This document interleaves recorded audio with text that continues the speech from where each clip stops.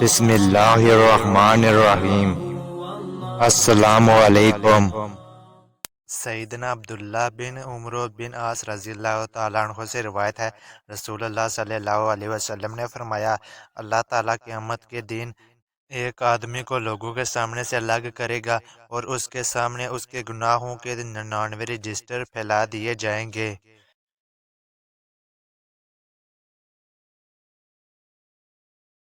ہر register تحت نگاہ ہوگا۔ اللہ تعالیٰ اس بندے سے فرمائے گا، کیا تو ان گناہوں میں سے کسی گناہ کا انکار کرتا ہے؟ کیا میرے مقرر کردہ لکھنے والے محافظ فرشتوں نے تجھ پر ظلم کیا ہے؟ وہ کہے گا، اے میرے رب، نہیں جی نہیں۔ اللہ تعالیٰ فرمائے گا، کیا تیرے پاس کوئی عذر یا نیکی ہے؟ وہ آدمی حیران و پریشان ہو کر کہے گا، اے میرے رب، نہیں۔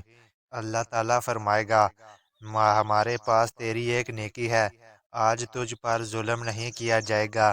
اس کے سامنے ایک ٹکڑا لایا جائے گا، اس پر کلمہ شہادت اشہد ان لا الہ الا اللہ و اشہد ان محمدً عبدہ ورسولہ تحریر ہوگا۔ اللہ تعالیٰ فرمائے گا، اس کو بھی سامنے لاؤ۔ وہ بندہ کہے گا، اے میرے رب، اتنے بڑے بڑے رجسٹروں کے مقابلے میں اس معمولی سے ٹکڑے کی کیا وقت ہے؟ اللہ تعالیٰ کی طرف سے کہا جائے گا، آج تجھ پر ظلم نہیں کیا جائے گا۔ چنانچہ وہ تمام رجسٹر ترازو کے ایک پلڑے میں رکھ دیے جائیں گے اور وہ ہلکا ہونے کی وجہ سے اوپر اٹھ جائیں گے اور وہ ٹکڑا بھاری ہو جائے گا۔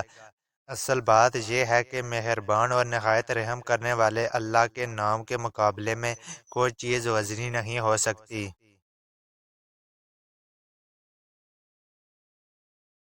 حضرت عائشہ رضی اللہ تعالیٰ عنہ سے روایت ہے کہ نبی کریم صلی اللہ علیہ وسلم ان کے پاس تشریف لائے تو ان کے پاس ایک عورت بیٹھی تھی۔ آپ نے فرمایا، یہ کون ہے؟ انہوں نے کہا، فلاں عورت ہے، یہ رات کو بالکل نہیں سوتی اور اس کی نفل نماز کا ذکر کرنے لگی۔ آپ نے فرمایا، بس کرو، اتنا کام کیا کرو جس کی تم طاقت رکھتے ہو۔